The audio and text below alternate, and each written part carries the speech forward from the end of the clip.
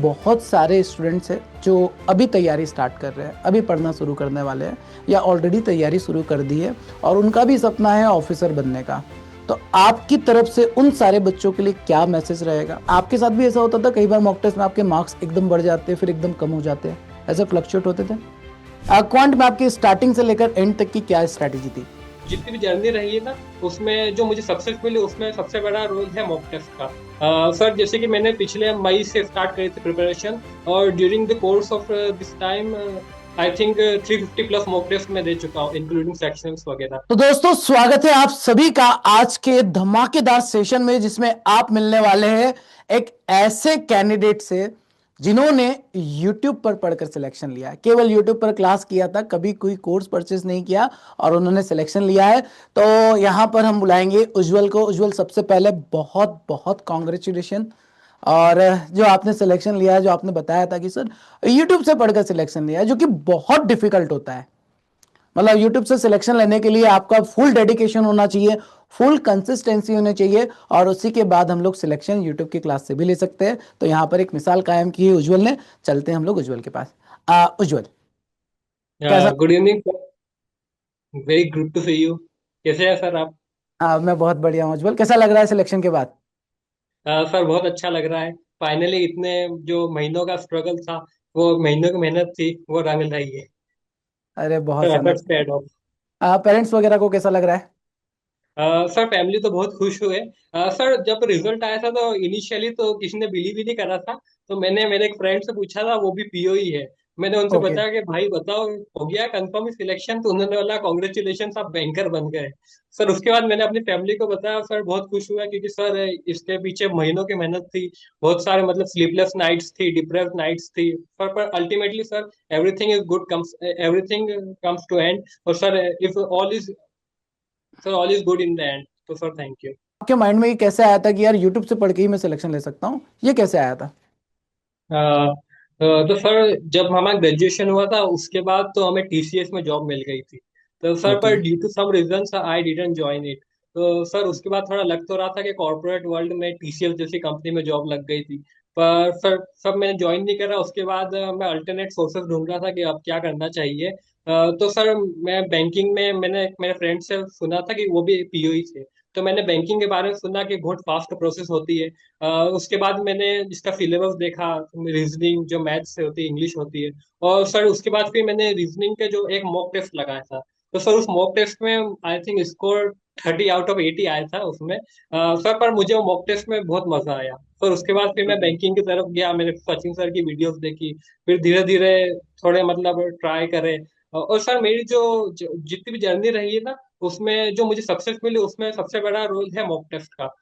Sir, जैसे कि मैंने पिछले मई से स्टार्ट करी थी प्रिपरेशन, और during the course of this time I think 350 plus mock test मैं दे चुका हूँ, इंक्लूडिंग सेक्शंस वगैरह। तो सर, थ्री मुझे fifty mock test. Plus yes sir, yes sir. अरे सर, क्योंकि अरे। मुझे मॉक टेस्ट देने में बहुत मजा आता था। सपोज जैसे किसी मॉक टेस्ट में मुझे 70 स्कोर करा है, तो मेरा हम्म। नेक्स्ट टारगेट ये रहता था कि in next mock test I will score around 75। तो सर, क्योंकि वो मुझे मोटिवेट करती थी, ये फ्यूल की तरह काम करती थी। तो सर, यही मुझे मजा आता था मॉक टेस्ट देने में। सर, जैसे कि जब इसका रिजल्ट भी आ रहा था आरआरबी पीओ का, तब भी मैं मॉक टेस्ट ही दे रहा था सर, क्योंकि मुझे मॉक टेस्ट की इतनी आदत अच्छी लग गई थी। मैं फ्री टाइम पे भी रीजनिंग करता था, रीजनिंग मेरा फेवरेट सब्जेक्ट है सर। और सर, मुझे लगता है कि इस जर्नी में रीजनिंग ने बहुत हेल्प करी, क्योंकि रीजनिंग मेरे लिए, जो जीए मेरे लिए मतलब काम खराब करती थी, और रीजनिंग मेरे लिए काम सुधार देती थी। मतलब उज्जवल, आपकी बातों से लग रहा है पूरा क्लियर है कि आपके सिलेक्शन का मेन रीजन है ना आपका मजा लेना। मतलब यस आपको सर। तैयारी में मजा आ रहा था। और यस सर, डेफिनेटली बिल्कुल बिल्कुल, डेफिनेटली। मतलब क्या होता है ना, बहुत सारे बच्चे थोड़ा सा बर्डन की तरह लेते हैं तैयारी को कि यार ये पढ़ना है, ये पढ़ना पड़ेगा, इसको ऐसे करना पड़ेगा, इतने घंटे पढ़ना पड़ेगा। तो बर्डन के साथ तैयारी करना बहुत डिफिकल्ट हो जाता है। और यही एक जो मैं समझ पा रहा हूँ कि मेन रीजन आपके सिलेक्शन का है, वो आपका एंटरटेनमेंट था। एंटरटेनमेंट के साथ, मजे के साथ आप चीज़ों को कर रहे थे, कवर कर रहे थे, सिलेक्शन लिया था। अच्छा, एक और बात उज्जवल, जब आप तैयारी कर रहे थे, यूट्यूब से ही क्लास कर रहे थे, तो आपके माइंड में कभी ये नहीं आया कि यार शायद थोड़ी सी कमी ना रह जाए, तो कोई कोर्स ज्वाइन करना चाहिए, या ऐसा कभी दिमाग में आया ही नहीं? No sir, to be honest, ये सेल्फ डाउट की बात है सर। सेल्फ डाउट ही हमें पीछे खींचता है और हाँ। वही हमारे फेलियर का कारण होता है सर। अगर हमें खुद पर यकीन है और हमें मॉक टेस्ट में स्कोर मिल रहा है, हमें रिजल्ट मिल रहे हैं, हमारे back to back prelims clear हो रही है, मेंस क्लियर हो रही है, तो सर मुझे लगता है कि हमें सेल्फ डाउट नहीं करना चाहिए। क्योंकि सर अगर हम सेल्फ डाउट कर लेंगे तो कुछ भी मतलब कितना भी पढ़ लेंगे, हमें लगता है कि काश ये हो सकता है, कि may be this could be better या दिस कैन बी बेटर। तो सर ये सेल्फ डाउट है। तो सर मुझे लगता है कि यूट्यूब पे ही इनफ कंटेंट है। सर हो सकता है जैसे किसी स्टूडेंट को लगे कि नहीं यूट्यूब पे कंटेंट नहीं, तो सर उसके लिए बहुत अच्छी बात है कि वो कोर्स परचेस करे, उसमें प्रॉपर गाइडेंस मिल जाता है, डिटेल सॉल्यूशन मिल जाते हैं। तो सर वो भी अच्छी चीज है। पर सर मुझे लगा कि यूट्यूब से मेरा काम अच्छा चल रहा है, तो इससे मैंने कोई सा कोर्स परचेस नहीं करा। मैं इसीलिए मैंने स्टार्टिंग में बोला कि यार यूट्यूब से सिलेक्शन लेने के लिए ना डेडिकेशन और कंसिस्टेंसी चाहिए होती Yes, है ना। sir. मतलब आपको टाइम टू टाइम अपडेट रहना पड़ेगा, कब कौन सी क्लास हो रही है, कब क्लास नहीं हो रही है, बहुत सारी चीज़ों का ध्यान रखना पड़ता है। इसीलिए बच्चे इतना टाइम नहीं होता है, इतना ध्यान से पढ़ पाते हैं, इसीलिए हम लोग कोर्स की बात करते हैं। बट अगर यार आप डेडिकेशन के साथ पढ़ रहे हो, पहला जो मेरे को लगा है आपका जो मजा पढ़ने में जो मजा आ रहा था वो, सेकंड जो लग रहा है आपके सिलेक्शन के पीछे का राज वो है आपके मॉक टेस्ट लगाना। क्योंकि Yes, मॉक sir, टेस्ट ही इन definitely. द एंड आपका सिलेक्शन कराते हैं। और उससे भी इंपॉर्टेंट बात पता है जो आपने बोली है वो ये है कि सर स्टार्टिंग में मार्क्स कम थे बट आपको मजा आया था। मतलब Yes, होता है sir. ना कि स्टार्टिंग में हमारे बच्चे क्रांतिकारी क्या होते हैं कि स्टार्टिंग में मार्क्स कम हो गए ना, रोना शुरू कर दे, सर बहुत कम नंबर आ रहे हैं, हमारा पता नहीं क्या होगा। बहुत ज्यादा सेल्फ डाउट करते हैं। तो आपने यहाँ पर एक चीज तो क्लियर कर दी है कि अगर यार सेल्फ डाउट नहीं रखते हम लोग अपने ऊपर, मार्क्स कितने भी आ रहे हो, कंसिस्टेंट मेहनत करते रहोगे, मेहनत करते रहोगे, मार्क्स एक टाइम पर बढ़ जाएंगे। अच्छा उज्जवल, आपके साथ भी ऐसा होता था कई बार मॉक टेस्ट में आपके मार्क्स एकदम बढ़ जाते हैं फिर एकदम कम हो जाते हैं, ऐसे फ्लक्चुएट होते थे? ये सर इनिशियली तो बहुत फ्लक्चुएट होते थे, पर फिर हम्म। सर एक बार जब रिदम मिल गया था उसके बाद थोड़े मार्क्स ज्यादा आ रहे थे। सर उसका ओके। फ्लक्चुएट नहीं होते थे, पर सर उस समय मैं चाहता था कि फ्लक्चुएट हो। क्योंकि जैसे मैंने हम्म। आपको बताया ना, मैं 73 मार्क्स आए, तो सर 73 से 76 जाने में भी दिन लग जाते थे सर। जैसे कि सपोज आज मुझे 73 आया तो कल 72 या हम्म। 73.5, 73.5। तो सर मुझे वहां पर एक एक मार्क्स की अहमियत पता चली कि सर एक एक मार्क्स बढ़ाना कितना जरूरी है। सर उसके बाद फिर मैंने मॉक टेस्ट को एनालाइज करना स्टार्ट करा, कहाँ मैं टाइम ले रहा हूँ, कहाँ मैं गलती कर रहा हूँ, कौन से क्वेश्चन हैं ओके। जिन्हें मैं कम टाइम में कर सकता हूँ, कौन से क्वेश्चन जिन्हें मुझे स्किप करना है। तो सर वो सब करा, उसके बाद अल्टीमेटली मार्क्स बढ़ते गए। तो सर उसके बाद मैंने जैसे रीजनिंग तो बहुत हो गई थी, फिर उसके बाद मैंने नेक्स्ट टाइम पे मैथ्स पे बहुत ज्यादा ध्यान दिया। क्योंकि सर मुझे लगता है कि अल्टीमेटली हमें सिलेक्शन चाहिए, तो हमें मतलब ऐसे अगर 3 सब्जेक्ट है तो उसमें से 2 तो ऐसे होने चाहिए कि जिसमें हम अबाव एवरेज कर दे, ताकि एक कोई सा एवरेज भी जाए तो हमारा मतलब काम हो सकता है उसमें। तो सर अगली बार मैंने मैथ्स में एग्जैक्टली एग्जैक्टली सेम वर्ड अभी मैंने ना 3 दिन पहले क्लास में कहे थे बच्चों को कि आप 3 सब्जेक्ट है ना, 3 में से आप 2 को तो स्ट्रॉन्ग करेंगे। क्योंकि यस सर। सिलेक्शन चाहिए तो 2 सब्जेक्ट तो आपको करना पड़ेगा। आपके सामने मैथ्स इंग्लिश रीजनिंग है, तो इसमें से 2 को अगर आपने कमांड कर ली तो एक थोड़ा ऊपर नीचे भी होगा तो चल जाएगा। सेम आपकी स्ट्रेटेजी। डेफिनेटली। बहुत शानदार। हाँ कंटिन्यू करते हैं। तो सर उसके बाद हमने नेक्स्ट टाइम पे मैथ्स पे बहुत फोकस करा। और सर एसबीआई पीओ जो मतलब बैंकिंग एग्जाम की टफेस्ट एग्जाम थी, उसके प्रीलिम्स एग्जामिनेशन में सर 20 मिनट्स में 30 क्वेश्चन करने रहते हैं।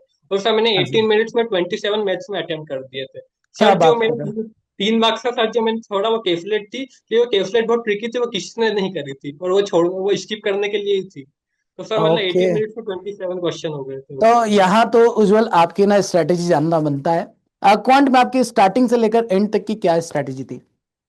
सर स्टार्टिंग में मैंने जैसे कि टॉपिक वाइज कर, जैसे टाइम एंड वर्क, हर एक टॉपिक को मैं यूट्यूब पे सर्च करता था। उसकी मुझे हम्म। जितनी वीडियोस मिलती थी मैं हर एक वीडियो सॉल्व करता था, उनके सॉल्यूशंस देखता था। फिर जब मुझे लगता है कि नहीं ये सफिशिएंट, उसका मैं पीडीएफ सॉल्व करता था, सेक्शन मॉक देता था, टॉपिक को मॉक देता था। उसके बाद जब मुझे मार्क्स आते थे तब मुझे मतलब सेल्फ ना मुझे सफिशिएंट लगता था कि मार्क्स तो सही है। उसके बाद मुझे लगता था कि हाँ मेरी तैयारी सही है, उसके बाद मैं नेक्स्ट टॉपिक पे जंप करता था। सर ऐसे ही मैंने हर एक टॉपिक करे। फिर उसके बाद जैसे कि इनकी प्रैक्टिस ना छूटे तो मैं सेक्शनल मॉक लगाता ही रहता था इनके।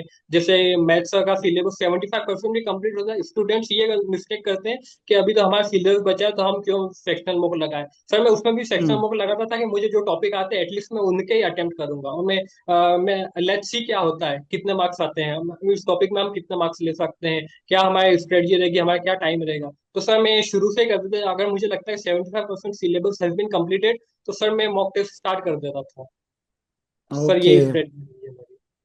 मतलब आपसे जितनी बातें कर रहा हूँ ना जो हर एक पॉइंट पर कुछ ना कुछ पॉइंट निकल कर आ रहा है कि बहुत सारी चीजें, मतलब सिलेक्शन के पीछे आप मजे ले रहे थे, मजे लेते हुए पढ़ रहे थे, और सेल्फ डाउट नहीं करते थे। और अभी जो यस आपने बात कही से ये क्लियर हो रहा है कि सर क्लियरिटी थी, पूरा यस क्लियर सर। था कि मैं जो कर रहा हूँ वो सही है, इसी तरीके से आगे बढ़ूंगा तो मैं सिलेक्शन ले लूंगा। तो पॉइंट वही आ जाता, सेल्फ डाउट बिल्कुल नहीं था आपके अंदर। और सबसे इम्पोर्टेंट जो आज के इंटरव्यू में जितने भी बच्चे देख रहे हैं ना, बेटा ध्यान दे देना इस बात को कि यार मजे के साथ पढ़ना है। मतलब रिजल्ट जो भी हो, आपको जो पढ़ रहे हो ना उसको पढ़ने में मजा आना चाहिए, मजा आएगा तो डेफिनेटली रिजल्ट आपके फेवर में ही आएगा। सेकंड चीज जो बताइए उज्जवल ने अभी यहाँ पर, कि सेल्फ डाउट अपने को बिल्कुल नहीं करना है। आपके मार्क्स अप डाउन होंगे, फ्लक्चुएट होंगे, एक टाइम तक होते हैं। कभी आपके मार्क्स हो जाएंगे 30, हो जाएंगे 35, हो जाएंगे 40, हो जाएंगे 42, हो जाएंगे, बट एक टाइम के बाद आपके जो मार्क्स है मॉक टेस्ट में वो 70 प्लस जाने लगते हैं, वहां पर फ्लक्चुएशन बहुत ज्यादा नहीं होता है। ठीक है, तो वहां तक आपको पहुंचने के लिए मेहनत तो करनी होगी और खुद पर यकीन करना होगा। ये कुछ छोटी छोटी बातें जो आप लोगों को ध्यान रखनी है। उज्जवल, अब मैं यहाँ पर ये जानना चाहता हूँ कि अभी हमारे बहुत सारे स्टूडेंट्स हैं जो अभी तैयारी स्टार्ट कर रहे हैं, अभी पढ़ना शुरू करने वाले हैं, या ऑलरेडी तैयारी शुरू कर दी है, और उनका भी सपना है ऑफिसर बनने का। तो आपकी तरफ से उन सारे बच्चों के लिए क्या मैसेज रहेगा? और मैंने जो गलतियों के बारे में बोला था कि क्या गलतियां उन बच्चों को बिल्कुल नहीं करनी चाहिए। तो मेरी एडवाइस यही रहेगी कि सबसे पहले तो आप अपना सिलेबस कंप्लीट करिए। और जब आपको लगता है कि सिलेबस 70% या 75% हो गया है, उसी दिन से मॉक टेस्ट स्टार्ट कर दीजिए और इस जर्नी को एंजॉय कर दिए। क्योंकि only efforts are in our hands sir, results हमारे हाथ में नहीं होते। रिजल्ट्स तो गॉड के हाथ में होते हैं, और बाय गॉड ग्रेस अगर हम डेडिकेटली मेहनत करते हैं, कंटिन्यूसली मेहनत करते हैं, हाँ हमें हार भी मिल सकती है, जीत भी मिल सकती है, पर सर इस जर्नी को एंजॉय करना बहुत जरूरी है। क्योंकि सर अल्टीमेटली हर किसी की जर्नी एंड गुड नोट पर ही होगी सर। उसमें हो सकता टाइम हो जाता है, कोई 1 साल लगे, कोई 2 साल लगे, कोई 3 साल लगे सर, पर अल्टीमेटली और एंड में हर कोई जीतता ही है, और जो पूरी डेडिकेशन के साथ मेहनत करता है उसको सफलता जरूर मिलती है। तो सर मेरी एडवाइस ये रहेगी कि बस अपनी जर्नी को एंजॉय करिए और अपना 100% दे दीजिए जर्नी में। आप बहुत अच्छी बात कही है उज्ज्वल है यहाँ पर, कि भाई देखो ऐसा है कि मेहनत करोगे तो कुछ बच्चे होते हैं ना, हम लोग क्लास में भी बात करते हैं, कुछ बच्चे होते हैं जिनको जल्दी सिलेक्शन देखने को मिल जाता है, कम टाइम में वो सिलेक्शन ले लेते हैं। कुछ बच्चे ऐसे भी होते हैं जिनको 1 साल लग जाता है, कुछ बच्चे ऐसे भी होते हैं जिनको 2 साल लग जाता है। तो सिंपल होता है कि यार कभी टाइम ज़्यादा लगता है, कभी कम लगता है, बट अगर आपने मेहनत किया है तो रिजल्ट जरूर मिलता है। और इम्पॉर्टेंट होता है अपनी गलतियों को सुधारना। अगर आपने कोई गलती की है और वही गलती आप बार बार करते जा रहे हो तो डिफिकल्ट हो जाता है सिलेक्शन लेना, बट अगर वो गलती सेम मिस्टेक्स आप बार बार नहीं करते हो, सिलेक्शन लेना आसान हो जाता है। उज्जवल, बैंकिंग एग्जामिनेशन की तैयारी के दौरान ऐसी कौन सी गलतियां जो बच्चे यूजुअली करते हैं, या आपने जो की थी वो गलतियां बाकी बच्चों को नहीं करनी चाहिए? सर सबसे बड़ी गलती तो ये है कि हम जीए को प्रीलिम्स एग्जाम क्लियर होने के बाद पढ़ते हैं, या प्रीलिम्स एग्जाम अटेम्प्ट करने के बाद पढ़ते हैं। हाँ। तो सर क्योंकि हमें जीए 6 मंथ्स का तो पढ़ना ही पड़ता है, और प्रीलिम्स और हम्म। मेंस के बीच की गैप 40 डेज होती है, तो सर उस ओके। हिसाब से तो 6 मंथ्स कवर हो ही नहीं पाते। उस हाँ से जी। हम जल्दबाजी में बहुत सारे इंपॉर्टेंट टॉपिक्स छोड़ देते हैं, या हम फिर स्किप कर टॉपिक देता को डेप्थ में नहीं पढ़ते, उनको वन लाइनर के तौर पर पढ़ते हैं। और सर वही मेरी मिस्टेक्स रही थी, जो आईबीपीएस पीओ में हुआ था, एसबीआई पीओ में भी हुआ था। तो सर उसको वो हूँ। मैंने आरआरबी पीओ के लिए मेक श्योर करा था कि ये मिस्टेक्स दोबारा नहीं हो। तो सर क्योंकि एसबीआई पीओ आईबीपीएस पीओ के लिए मैंने जीए पहले से पढ़ रखा था, तो सर मैं उनको रिवाइज करता गया, और नए जीए पढ़ता था, जीए के भी सेक्शन मॉक देता था। तो सर ये मिस्टेक्स जो थी वो मैंने इन पे काम करा, और वो उसी के अकाउंट, और भगवान की दया से बाय गॉड्स ग्रेस इस बार मेरा जीए बहुत अच्छा रहा। सर मतलब बेस्ट जीए रहा था इस बार। नहीं, इसमें आपकी मेहनत भी है उज्जवल। मतलब मैं बताऊं ना, आपके सिलेक्शन का मेन जो रीजन है ना वो यही है कि क्लैरिटी थी यार, पूरी थॉट क्लैरिटी थी, कि मतलब सेल्फ डाउट तो था ही नहीं। और आपकी बातों से ही समझ में आ रहा है कि अभी आपने कोई डाउट रखा ही नहीं है, और इन फ्यूचर भी मेरे को जो लग रहा है ना, क्लैरिटी दिख रही है। मतलब आगे आप जॉब भी करोगे ना तो वहां भी आपको क्लैरिटी रहेगी, कैसे करना है, क्या करना है, कैसे थैंक यू आगे थैंक बढ़ना यू। है। ये चीजें तो दिख रही है आपके अंदर। तो उज्जवल, बहुत अच्छी बातें कही है आपने, मतलब बहुत मजा आया मेरे को आज के इंटरव्यू में, एक्चुअली मजा आया। हम लोग बच्चों से बातें करते, बच्चे बहुत सारी चीजें बताते हैं, जितने भी बच्चे सिलेक्टेड होते हैं ना, सिलेक्शन वाले के बाद बच्चे जो चीजें बताते हैं ना वो एक्चुअली बाकी बच्चे सुन पाते, समझ पाते हैं। और आपने आज जो बातें कही है ना उसमें शायद मेरे को जो लग रहा है ना, सारे बच्चे बहुत अच्छे से कनेक्ट कर पाएंगे, क्योंकि है ना मैक्सिमम जो क्राउड है ना हमारा वो सेल्फ डाउट के पीछे है। सेल्फ डाउट बहुत करता है वो। मतलब यस सर। लगता है, हो सकता है यार सिलेक्शन उनका भी हो सकता है, ठीक है। मतलब मेरा भी ये मानना है, पर्सनली मानना है कि यार बैंकिंग एग्जामिनेशन क्लियर करना बहुत डिफिकल्ट नहीं है। यस मतलब सर डेफिनेटली। अगर पूरे डेडिकेशन के साथ पढ़ रहे हो और अच्छे से पढ़ रहे हो तो एग्जाम तो क्लियर कर सकते हैं। बट क्या होता है ना, कई बार बच्चा पढ़ना शुरू करता है, कुछ टाइम के बाद उसको लगता है मेरे से हो पाएगा, नहीं हो पाएगा, वो यस सर। ऑप्शन स्टार्ट कर देता है। और आपके केस में तो मैं ये देख पा रहा हूँ कि आपने टीसीएस का जॉब था जो किसी भी रीजन से आपने ज्वाइन नहीं किया था, तो उसके बाद भी एक लोड बढ़ जाता है दिमाग के ऊपर कि यार वो यस। जॉब आपके पास कर सकते थे, या आप भी सोच सकते हो कि मेरे पास वो अपॉर्चुनिटी थी, उसको छोड़ के मैं तैयारी कर रहा हूँ। तो एक ये प्रेशर जो होता है ना, ये मेंटली प्रेशर होता है, इसके साथ भी आपके इतनी ज्यादा क्लैरिटी थी ना, तो डेफिनेटली मतलब रिजल्ट तो आपका फेवर में आना ही था। और हुआ भी ऐसा कि आईबीपीएस पीओ नहीं था, एसबीआई पीओ नहीं था, बट आपने आरआरबी पीओ निकाल दिया। और नेक्स्ट टाइम आप आईबीपीएस पीओ और एसबीआई पीओ भी निकालने वाले हैं। अगले साल तैयारी करेंगे या बस हो गया? सर एसबीआई पीओ तो मेन टारगेट है सर। एसबीआई पीओ को देखकर ही मतलब सर जर्नी मजा तो आया, पर था ना कि एसबीआई पीओ बनना है। सर वो सबका ड्रीम रहता है जो बैंक जॉब में आता है, टू बी ऑनेस्ट। अगर वो झूठ नहीं बोल रहा है तो एसबीआई पीओ उसका ड्रीम है सर। तो एसबीआई पीओ तो सर डेफिनेटली दूंगा। यस यस, डेफिनेटली देना भी चाहिए आपको, क्योंकि आपकी तैयारी बहुत अच्छी है। और जहां पर थोड़ा सा आप बता रहे थे जो मिस्टेक्स है, उस मिस्टेक्स पे काम करेंगे तो डेफिनेटली वहां भी आपका सक्सेस तो जरूर मिलने वाली है उज्जवल। चलिए उज्जवल, बहुत अच्छा लगा आपसे बात करके, ठीक है, बहुत मजा आया इंटरव्यू में। और इसके बाद है ना, हम लोग बहुत ही जल्दी एक सक्सेस पार्टी करेंगे। पार्टी में आ रहे हो ना आप? सर बिल्कुल आ रहा हूँ। ठीक है, तो हम लोग फिर पार्टी में मिलते हैं, सेलिब्रेट करते हैं उज्जवल। ठीक है। Okay, thank you okay sir. Ujjwal, thank you so much. तो दोस्तों, ये थे उज्जवल जिन्होंने अपने सिलेक्शन की कंप्लीट जर्नी आप लोगों को बताई है।